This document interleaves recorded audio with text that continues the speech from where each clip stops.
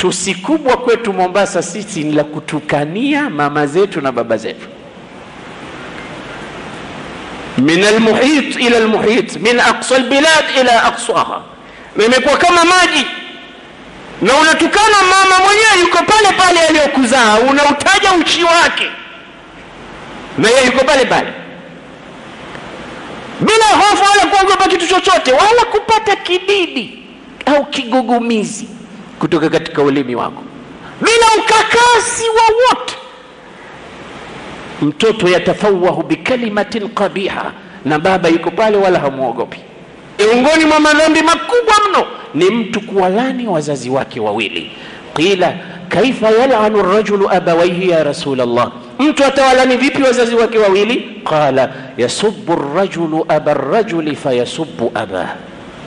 Mtume anasema mnajua vipi mtu mtukana mzazi wake? Ni mtu kumtukania mzazi wa mwenzake, na yule mwenzake akarudisha tusi kumtukania mzazi wake, inakuwa yeye ndo aliyotukana wazazi wake, kwa sababu wasingetukana wazazi wako kwa sababu wewe umetukana wazazi wa mtu mwingine. Watukufu wa Islam, maadili yalipochafuka kiasi hiki, tutafuteni yamechafukia wapi. Ni kutopewa heshima wazazi wakatekeleza dauri yao ya tarbia.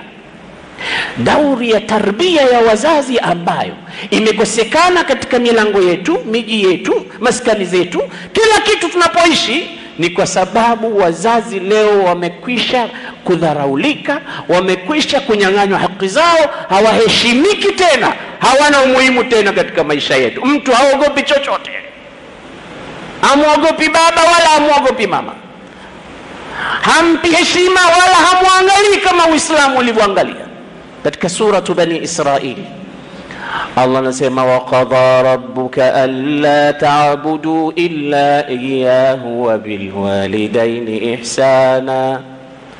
Angalia, bimujarradi ya kumcha Mwenyezi Mungu, jambo la pili linakuja wa bil walidayni ihsana.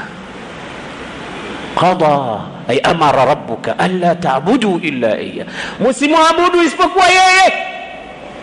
Wa bil walidayni ihsana, baada ya ibada ya Mungu na kumtii mtume wanakuja wazazi wawili. Ni nani katika vijana wetu leo anaujua umuhimu huu? Anajua kumbe baada ya Mungu na mtume wazazi wangu namba 2 wanakuja kwa heshima ambayo wamepewa katika Uislamu.